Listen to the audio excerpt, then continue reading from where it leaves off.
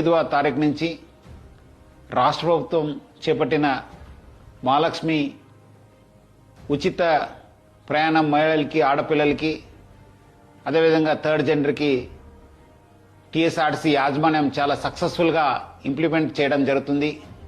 చాలా చోట్ల అనూహ్య స్పందన వచ్చింది. రికార్డ్ స్థాయిలో ప్రయాణికులు మా బస్సులో ప్రయాణం చేయడం జరుగుతుంది. బట్ ఈ ఒక పథకం ఇంప్లిమెంట్ చేయడంలో యాజమాన్యానికి, ముఖ్యంగా మన సిబ్బంది కూడా కొన్ని సమస్యలు తెలియెత్తుతున్నావు.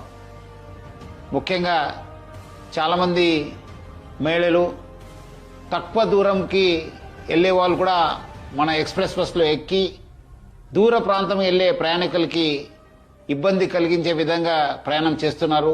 వాళ్ళందరికీ కూడా నా తరఫు నుంచి, యాజమాన్య తరఫు నుంచి కోరుతున్నాను, మీరు తక్కువ దూరంలో వెళ్ళే వాళ్ళైతే వెలుగు బస్సులో ప్రయాణించాలని చెప్పి నేను మరీ కోరుతున్నాను.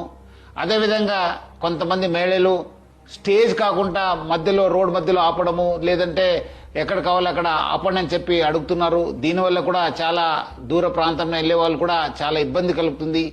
స్టేజ్ దగ్గర మాత్రమే మా బస్సు ఆగడం జరుగుతుంది.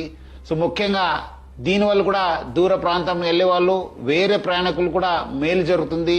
మన కండక్టర్స్ కి, డ్రైవర్స్ కూడా బాగా జరుగుతుంది. లేదంటే కొన్ని చోట్ల మనకు చాలా ఇబ్బంది కలుగుతుంది. మన కండక్టర్స్ కూడా చాలా ఇబ్బంది పడుతున్నారు. ప్రజలు బాగా సహకరించారు. వాళ్ళందరూ కూడా నా తరపు నుంచి, యాజమాన్య తరపు కూడా ధన్యవాదాలు తెలుపుతున్నాను.